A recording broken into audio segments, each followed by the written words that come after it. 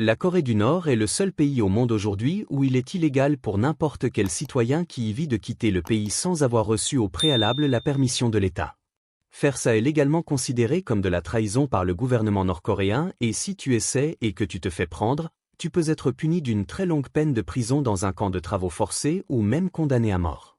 Même se déplacer à l'intérieur du territoire de la Corée du Nord est difficile et strictement réglementé par l'État parce qu'il te faut des documents officiels et des permis rien que pour pouvoir légalement passer d'une province interne du pays à une autre. La Corée du Nord est presque universellement considérée par quasiment toutes les organisations du monde comme ayant le pire bilan des droits de l'homme sur la planète, sans aucun équivalent contemporain. Tous les hommes du pays sont forcés de faire un minimum de 10 ans dans l'armée nord-coréenne. La liberté d'expression n'existe pas et les seuls médias existants sont tous détenus par l'État. Encore en 2017, Amnesty International estimait qu'il y avait environ 200 000 prisonniers politiques détenus dans des camps à travers tout le pays qui sont souvent soumis au travail esclavagiste, à la torture et aux exécutions sommaires, sans même parler de tous les autres prisonniers du pays pour des crimes non politiques. On peut être condamné à la prison à vie en Corée du Nord simplement pour être apparenté à quelqu'un qui a réellement commis un crime, comme ce cas devenu célèbre qui n'est sorti que récemment grâce au département d'État américain. Un enfant de 2 ans condamné à perpétuité en 2009 après que ses parents ont été pris par les autorités avec une Bible en leur possession. Un objet de contrebande étranger qui avait été illégalement introduit dans le pays. Tout média étranger et tout contenu venant de l'extérieur du monde a été strictement interdit en Corée du Nord depuis des décennies avec diverses peines distribuées à quiconque se fait prendre à introduire, distribuer ou consommer ce contenu, jusqu'à la prison à vie et la mort incluse. La Corée du Nord est l'un des 4 seuls pays restants au monde qui pratiquent encore régulièrement des exécutions publiques de prisonniers, les seuls autres étant l'Iran, l'Arabie Saoudite et la Somalie. Historiquement, il a aussi toujours été extrêmement difficile pour n'importe quel étranger d'obtenir la permission d'entrer dans le pays. Quand ils ont été autorisés à entrer, ils sont placés en permanence sous une surveillance intense tout le temps qu'ils passent à l'intérieur et ne sont emmenés que dans des visites hautement organisées où on ne leur montre que ce que le régime veut qu'on voie. Parfois, des étrangers qui visitent sont même tués quand ils enfreignent n'importe laquelle des lois arbitraires du régime, comme Otto Warmbier, un Américain qui visitait la Corée du Nord en touriste en 2016, qui a été arrêté après avoir soi-disant essayé de voler une affiche de propagande au mur de son hôtel, un crime pour lequel il a ensuite été condamné à 15 ans de travaux forcés dans un camp de prison. Il a été renvoyé aux États-Unis un peu plus d'1 an plus tard dans un état végétatif avec très peu d'explications et il est mort quelques jours après. À cause de tout ça, la Corée du Nord est depuis longtemps considérée comme le pays le plus isolé et le plus secret qui existe dans le monde contemporain et le pays le plus difficile pour faire entrer ou sortir quoi que ce soit ou qui que ce soit. S'échapper du pays ou faire entrer du matériel illicite a toujours été difficile pour plein de raisons différentes, mais tout commence avec la géographie assez unique de la Corée du Nord. Pendant des décennies, la dynastie Kim a travaillé sans relâche pour transformer la Corée du Nord en une espèce d'île complètement séparée et coupée du reste du monde extérieur. À l'est et à l'ouest c'était déjà donné par la géographie avec la mer du Japon et la mer Jaune. S'échapper à travers l'une de ces mers est incroyablement difficile parce que les bateaux sont très durs à trouver dans le pays et la marine nord-coréenne maintient des patrouilles régulières tout le long des côtes, surtout près des territoires les plus au sud de la Corée du Nord, juste à côté de la Corée du Sud. La Corée du Sud est évidemment l'endroit numéro 1 où les défecteurs nord-coréens tentent de fuir, surtout parce que non seulement la Corée du Sud est un pays beaucoup plus riche et développé, mais aussi parce que le gouvernement sud-coréen considère officiellement que tous les Coréens natifs de toute la péninsule coréenne sont ses propres citoyens, y compris les 25 millions d'habitants de la Corée du Nord. N'importe quel Nord-Coréen qui arrive à entrer en Corée du Sud est automatiquement considéré comme citoyen sud-coréen et ça à lui seul donne une énorme raison de partir. Parmi tous les défecteurs nord-coréens qui ont réussi à sortir du pays depuis les années 1990, 34 000 d'entre eux ont trouvé le chemin jusqu'en Corée du Sud contre seulement environ 1 millier en Europe et seulement environ 200 aux États-Unis. Mais arriver directement en Corée du Sud a presque toujours été impossible à cause de l'existence de la zone démilitarisée ou DMZ qui court sur toute la longueur de la frontière sud, d'une côte à l'autre. Contrairement à ce que son nom laisse penser, c'est la frontière la plus militarisée du monde où presque rien n'est jamais autorisé à passer. Il y a des dizaines de milliers de soldats des deux côtés qui patrouillent directement les nombreuses lignes de murs, fortifications et barbelés en plus d'environ 2 millions de mines terrestres. Les gardes-frontières nord-coréens ont l'ordre de tirer sur quiconque essaie de traverser. Il y a 750 000 soldats nord-coréens déployés à moins de 100 km de la frontière au nord et encore 450 000 soldats sud-coréens plus 20 000 soldats américains déployés à moins de 100 km de la frontière au sud. Passer directement à travers cet obstacle extrêmement imposant pour entrer en Corée du Sud a toujours été très dangereux et risqué, c'est pourquoi très peu de gens y sont réellement parvenus. Historiquement, le chemin comparativement plus facile, mais toujours extrêmement difficile, pour s'échapper de la Corée du Nord était d'essayer de traverser la frontière nord vers la Chine ou la Russie. En même temps, c'était aussi historiquement la frontière la plus facile pour faire entrer de la contrebande illicite en Corée du Nord. La Corée du Nord maintient une alliance militaire officielle avec la Chine et même si les relations ont souvent été tendues entre les deux, ce n'est rien comparé à l'hostilité totale qu'on voit à la frontière sud. Du coup, il y a peu de besoin pour la Corée du Nord de garder des centaines de milliers de soldats déployés là parce que le risque d'invasion venant de la Chine est assez faible. En même temps, la frontière de la Corée du Nord avec la Russie est toute petite, seulement environ 17 km, et les relations avec la Russie sont aussi plutôt bonnes donc il n'y a jamais vraiment eu besoin de mettre beaucoup de soldats le long de cette petite frontière pour empêcher une invasion russe. De plus, la frontière avec la Chine est énorme, elle s'étire sur plus de 1300 km en suivant généralement les fleuves Yalu et Tuman à travers des montagnes et forêts très peu peuplées. Donc pendant la plus grande partie de l'histoire de la Corée du Nord, cette longue frontière nord avec la Chine a été peu patrouillée et gardée, donc assez poreuse et relativement facile pour faire passer des biens et des personnes. C'était particulièrement vrai pendant les mois d'hiver quand les fleuves Yalu et Tuman gèlent et que les défecteurs et contrebandiers peuvent simplement marcher dessus ou pendant les mois d'été quand la profondeur des fleuves est la plus basse et qu'on peut juste traverser à pied facilement. Mais le plus gros problème avec cette route pour les défecteurs, c'était qu'une fois la frontière passée en Chine ou en Russie, ils n'étaient toujours pas vraiment en sécurité. La Russie et la Chine ont toutes les deux des accords d'extradition avec le gouvernement nord-coréen, donc tout défecteur nord-coréen qu'ils attrapent sera traité comme un immigré illégal plutôt que comme un réfugié et renvoyé en Corée du Nord où il fera face à une prison immédiate et potentiellement même à l'exécution. C'est pour ça que pour presque tous les défecteurs qui passaient la frontière en Chine ou en Russie, le but n'était pas de rester là mais de finir par arriver dans un pays voisin sûr, et il y en a très peu. Le Myanmar et le Laos étaient toujours hors jeu parce que comme la Chine et la Russie, ils renvoient immédiatement tout défecteur nord-coréen qu'ils attrapent. En gros, il ne restait que la Mongolie, la Thaïlande ou le Vietnam comme pays surproches, parce que comme la Corée du Sud considère tous les Nord-Coréens comme ses propres citoyens, ces trois pays renvoient les défecteurs nord-coréens qu'ils attrapent vers la Corée du Sud. Donc le plan était toujours traverser la frontière montagneuse poreuse en Chine puis petit à petit se diriger vers la Mongolie, la Thaïlande ou le Vietnam où ils se rendaient immédiatement aux autorités locales et se faisaient expulser par avion vers la sécurité et une nouvelle vie en Corée du Sud. Les défections hors de Corée du Nord n'ont vraiment commencé à exploser qu'à partir des années 1990 après l'effondrement de l'Union soviétique fin 1991, qui était le principal soutien financier du régime nord-coréen. Une fois son principal bienfaiteur financier parti et avec de lourdes sanctions financières imposées par les États-Unis, le Japon et la Corée du Sud, la Corée du Nord s'est soudain retrouvée avec une économie et une agriculture insoutenables, très peu d'argent et presque aucune possibilité d'importer du matériel agricole ou de l'engrais. Avec les importations de nourriture de l'Union soviétique coupées, des sécheresses et inondations aggravantes et moins de 20% de leurs terres même considérées comme cultivables à la base, la Corée du Nord n'arrivait plus à avoir assez de nourriture pour nourrir toute sa population et la pire famine de toute l'histoire du pays a suivi. À cause des niveaux incroyables de secret du gouvernement nord-coréen, personne ne sait vraiment à quel point la famine des années 1990 était grave, mais les estimations vont d'environ 300 000 morts au bas de l'échelle jusqu'à 3,5 millions au maximum sur seulement 4 ans entre 1994 et 1998. Avec des masses de gens désespérés de fuir la famine, les défections ont donc commencé à exploser. Sentant une opportunité de gagner de l'argent, une classe de contrebandiers entrepreneurs est apparue en Corée du Nord qui ont commencé à faire entrer des produits dont on avait grand besoin comme de la nourriture et des médicaments, mais aussi de la contrebande illicite comme des films occidentaux et sud-coréens, des séries et des livres. Au début des années 2000, des milliers de Nord-Coréens réussissaient à fuir chaque année et la très grande majorité passait la frontière nord vers la Chine, finissait par arriver en Thaïlande, au Vietnam ou en Mongolie et se faisait expulser de là vers la Corée du Sud.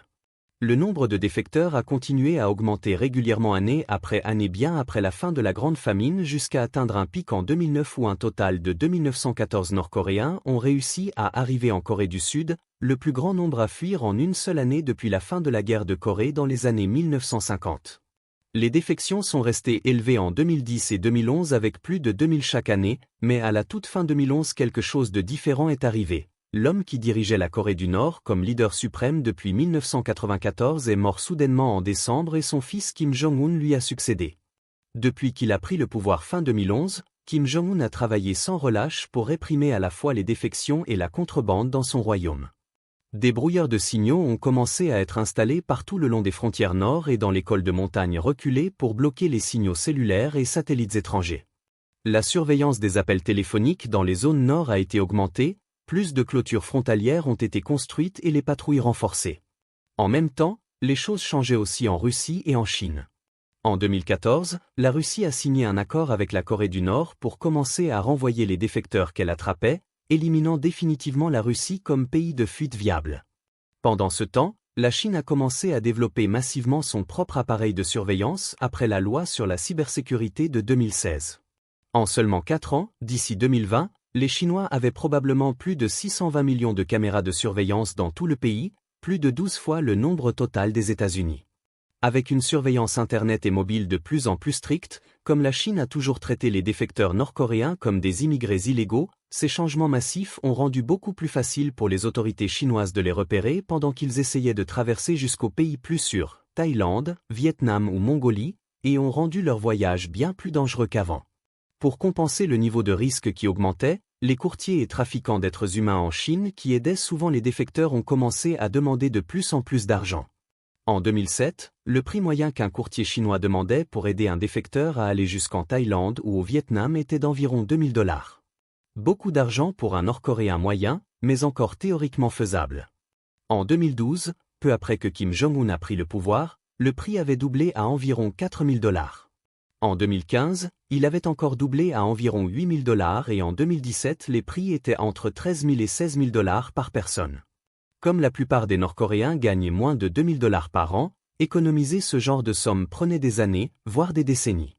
Ça n'était plus réaliste pour la plupart de payer un courtier sauf s'ils avaient déjà de la famille qui avait fui avant et qui pouvaient économiser l'argent à leur place avec des jobs mieux payés en Corée du Sud. À un moment dans les années 2010, la grande majorité des Nord-Coréens ne pouvaient plus fuir que complètement seuls, sans aucune aide extérieure, traverser la frontière montagneuse nord tout seul, puis traverser tout un pays immense comme la Chine avec une surveillance sans équivalent, sans parler la langue locale, pour arriver jusqu'en Mongolie, Thaïlande ou Vietnam sans jamais se faire prendre. Bonne chance. Du coup, le nombre de gens qui réussissaient à fuir a commencé à chuter chaque année après que Kim Jong-un a pris le pouvoir. En 2019, seulement 1047 Nord-Coréens sont arrivés en Corée du Sud, moins de la moitié du début de la décennie. Et puis à partir de 2020, la possibilité de fuir est devenue encore plus sombre. En janvier 2020, seulement 2 mois après le premier cas de Covid signalé en Chine, la Corée du Nord est devenue le tout premier pays au monde à fermer et sceller complètement toutes ses frontières. Tous les vols internationaux annulés, presque tout le commerce extérieur stoppé. Au début ça paraît logique, 42% de la population est mal nourrie, donc très vulnérable au virus. Officiellement, premier cas seulement en mai 2022, victoire, déclaré 3 mois plus tard avec seulement 74 morts, mais la réalité était sûrement bien pire. En août 2020, le régime a créé des « zones tampons » aux frontières nord et donné l'ordre aux soldats de tirer à vue sur toute personne qui entre ou sort sans permission, ordre toujours en vigueur aujourd'hui. Des centaines de kilomètres de nouveaux murs, clôtures, barbelés et postes de garde ont été construits depuis le début de la pandémie, bouchant presque tous les passages historiques. La frontière nord, autrefois la plus poreuse, est devenue quasi étanche. En décembre 2020, nouvelle loi, rejet de l'idéologie et culture réactionnaire, posséder un téléphone non approuvé par l'État, regarder un film étranger 10 ans de camp, diffuser du contenu étranger, exécution publique possible. Résultat, la contrebande de films et séries, surtout sud-coréennes sur carte micro-SD, a quasiment disparu. Niveau défection depuis la pandémie. 2020 2 292 021, 632 022, 672 023. Premier trimestre, seulement 34. Le plus bas jamais enregistré. En plus, les téléphones nord-coréens légaux ne se connectent pas à Internet, ne peuvent pas appeler à l'étranger, prennent automatiquement des captures d'écran aléatoires de tout et la police peut les vérifier n'importe quand. Les téléphones étrangers introduits en contrebande étaient le seul moyen de contacter un parent ayant fui, mais avec la frontière nord fermée, c'est fini. Aujourd'hui, le prix moyen demandé par les courtiers chinois dépasse les 21 000 $ par personne et la Corée du Nord refuse même de reprendre les défecteurs attrapés en Chine, prétexte Covid. Peut-être 1000 d'entre eux croupissent encore dans des prisons chinoises près de la frontière. La Corée du Nord est devenue depuis 2020 la plus grande et peut-être la plus efficace prison de l'histoire humaine. 25 millions de personnes quasiment coincées dans un univers parallèle, totalement coupé du reste du monde grâce à la géographie, aux lois impitoyables, aux nouvelles fortifications et à la technologie numérique. Mais ce n'est pas seulement la Corée du Nord qui impose des restrictions sur les médias étrangers. Des sites américains comme Google, YouTube, Facebook, Instagram, Wikipédia, Reddit et des dizaines d'autres sont bloqués en Chine depuis des années. Et maintenant des sites et applis chinoises populaires comme TikTok commencent à être bloqués de la même façon aux États-Unis. Le mois dernier, en mai 2023, le Montana est devenu le premier État américain à voter une loi qui interdit TikTok partout, sur tous les appareils personnels de tout le monde dans l'État, une interdiction qui entrera en vigueur en janvier 2024 et qui bloquera l'accès à TikTok pour les 1,1 million d'habitants de l'État. D'autres États américains pourraient suivre la décision du Montana et il y a beaucoup de représentants et sénateurs au gouvernement fédéral qui voudraient voir TikTok interdit carrément au niveau national. Internet devrait être exactement le même peu importe où tu te trouves, mais ce n'est tout simplement pas le cas. Même si tu vis dans un endroit comme les États-Unis, l'Europe, le Canada ou l'Australie, à peu près partout il y a un nombre croissant de pare-feux de censure, des lois comme celle du Montana qui limitent où tu peux accéder à quoi, des versions différentes de sites web avec des prix différents selon le pays ou l'État dans lequel tu es. C'est particulièrement visible quand il s'agit de réserver des vols, des hôtels et des vacances. Les compagnies utilisent des cookies pour adapter leurs offres, par exemple en augmentant les prix quand tu reviens sur leur site dans l'espoir que tu achètes impulsivement de peur que le prix monte encore.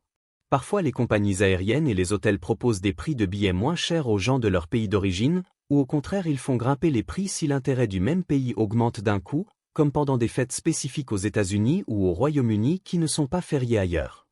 Les compagnies ajustent aussi leurs prix selon le pays de l'utilisateur parce qu'elles supposent que quelqu'un d'un pays plus riche comme les États-Unis, le Royaume-Uni ou le Canada peut se permettre de payer plus cher. Et c'est là qu'utiliser un VPN comme le sponsor d'aujourd'hui, NordVPN, peut être utile et littéralement te faire économiser des centaines de dollars sur des billets d'avion et des réservations de vacances. Une fois que tu t'es abonné et que tu as installé l'appli NordVPN sur ton appareil et que tu l'as lancé, tu peux connecter ton appareil en toute sécurité à un serveur dans un autre pays et parcourir les sites de réservation vacances, noter les prix, ensuite vider le cache de ton navigateur pour éviter que ces mêmes sites te reconnaissent comme un utilisateur qui revient. Puis te connecter à un serveur d'un autre pays et vérifier à nouveau les prix sur les mêmes sites de réservation et comparer. Voici 3 exemples différents qui montrent 3 vacances différentes réservées depuis les États-Unis avec les prix américains dans cette colonne et ensuite les prix pour exactement les mêmes vacances réservées avec un VPN via des serveurs en Italie et au Royaume-Uni dans cette colonne, ça fait des économies de centaines de dollars. C'est ma façon préférée d'utiliser un VPN pour économiser de l'argent sur les voyages et les vacances, mais il y a des tonnes d'autres usages et avantages, que ce soit pour contourner les bloqueurs de sites ou d'applis comme la loi d'interdiction de TikTok du Montana, ou pour des avantages divertissement comme débloquer les catalogues de streaming disponibles dans d'autres pays, et bien plus encore. Et NordVPN te donne la meilleure expérience possible, c'est pourquoi je l'utilise et pourquoi je te recommande absolument d'essayer, surtout avec l'offre incroyable qu'il propose en ce moment. C'est totalement sans risque avec la garantie satisfait ou remboursée de 30 jours de Nord, et pour un temps limité, si tu utilises mon lien nordvpn.com/realiflore, n'importe quel abonnement de 2 ans que tu prends inclura du temps d'abonnement supplémentaire gratuit et tu aideras énormément à soutenir Real Life Lore en même temps. Donc clique sur le bouton qui est à l'écran là tout de suite ou suis le lien en description pour t'abonner, et comme toujours, merci beaucoup d'avoir regardé.